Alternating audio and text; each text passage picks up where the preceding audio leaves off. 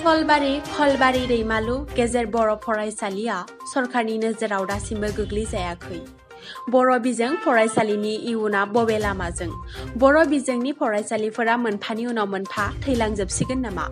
BSc, BTC, BTR मोनसेयावबो बर' बिजोंनि फरायसालिफोरा मोनफानि उनाव मोनफा थैलांनो लानाया थारैनो बेसे दुखुनांथाव।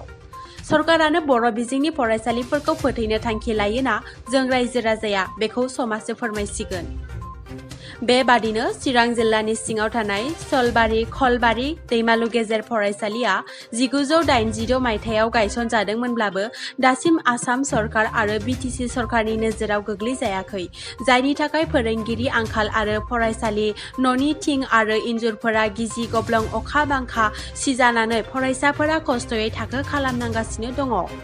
बेनिखायनो फरायसालि सामलाय आफादनि आफादगिरिया बे फरायसालिखौ गायसननो आसाम सरकार आरो BTR सरकारखौ खावलायदों।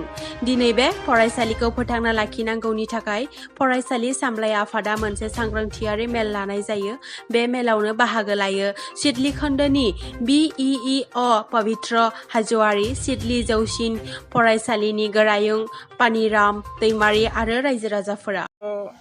जोङो फरायसालिखौ 1986 आव जोङो बाव गायसनदोंमोन रायजोनि गासिबो सहाय लानानै, खिन्थु गासिबो अफिसियेल खामानिया गासिबो बुंनो थाङोबा जाजोबदोंमोन। खिन्थु मा खारनाव जोंनि स्कुला थालांखो बियो खोब दुखु गोनां जाहैबाय। ना सरकारनि माबा मोनसे बेले बेजे जाखो ना अफिसारफोरनि बेले बेजे जाखो बेखौ जों हमदांनो मोनाखै। दा थैनाय अबस्थायाव फैदों। दा बेनिखायनो पाब्लिकआ जागरन जादों। जोंनो बे स्कुलखौ जेरैबाबो नांगौ, जों बे स्कुलखौ फोथैनायाव गैया।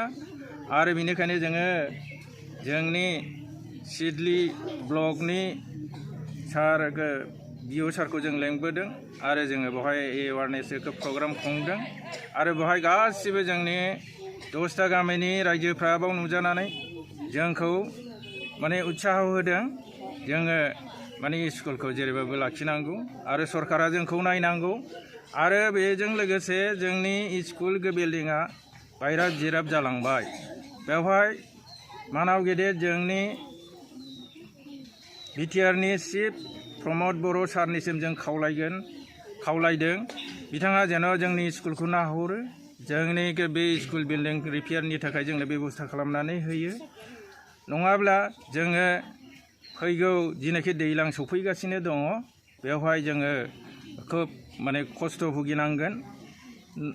स्कुल सिंनिफ्राय जोङो नायोब्ला गासिबो माने हाथरखि हाला नुनाय बादि जोङो रिथि रेथाव नुयो।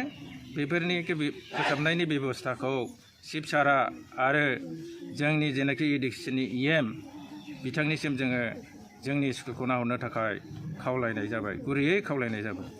मा जोंहा बेवहाय प्रभिन्सियेलाइज खालामनांगौ, लोगोसे जोंनाव थोजासे टिचार हरनांगौ आरो जोंना बेवहाय साथाम मा सोरनि भुलनि थाखाय जोंना टिचारा साथामल' जानानै फैखो। दा बे गासिबो साबजेक्टनि गासिबो आयदानि टिचारफोरखौ जोंनो सुफुंनायनि बेबस्थाखौ खालामनानै हरनांगौ आरो स्कुल फोथांनानै लाखिनायाव जोंखौ मदद खालामनांगौ। गिबियावनो आङो बेंटल BO पवित्र हाज'रिया खुलुमनाय जासिग्रोबाय नोंथांमोननि चेनेलनि जरियै। आं मोजां मोनदों नोंथांमोना फैनानै बे अबस्थाखौ नायफैदों। नंगौ जे सरकारनि 2013आवबो जायाखिसै बिथांमोना, 92आवबो जायाखिसै, दा 2001आवहाय साथामल' टिचार आरो सासे फर्थ ग्रेडल' जादों आरो माखासे ओरैनो खस्थ' खालामनो दंगासिनो दं। इनरलमेन्टआ जथेस्थ' दङमोन, 100नि एबाबमोन, खिन्थु टिचार बा स्कुलनि अबस्था गाज्रि जानायाव दिनै इनरलमेन्टआ खमायदों। खिन्थु दिनै सुबुं गुमा एवारनेस प्रग्राम खालामदों, मोजां जादों। बयबो 10टा गामिनि मानसि फैदों, आवगुरा सचेतन राइज फैजोबदों। बेयावहाय एकमत जादों, खौसेयानो बोलो होननाय जादों आरो शिक्षानो मोनसे हाथियार हिसाबै समाज दानायावहाय गतिके बयबो सहमत होदों आरो इयुन जोलैनि थाखाय बयबो मावलांगोन बेखौ प्रतिश्रुति होदों। गतिके जोङो बिराद आसाबादि बे दिनै जे अबस्था बेनिफ्राय साबसिन हामसिन अनसुंथाइ मोनोबा, सरकारनिफ्राय अनसुंथाइ मोनोबा बहुद आवगायलांगोन। एमइ स्कुल नङा, हाइ स्कुलबो जानायाव आङो सहमत खालामगोन। सरकारा बिथिं एसे नोजोर होथों।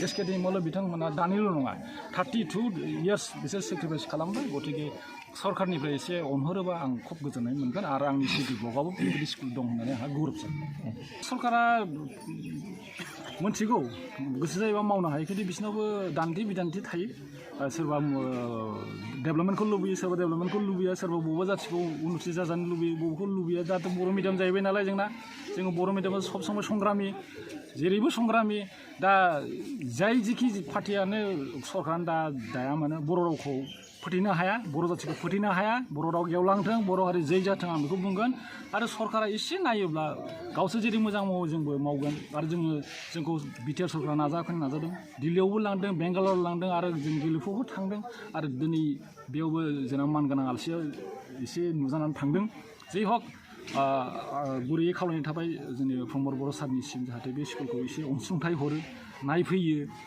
होमबा आं खुब गोजोननाय मोनगोन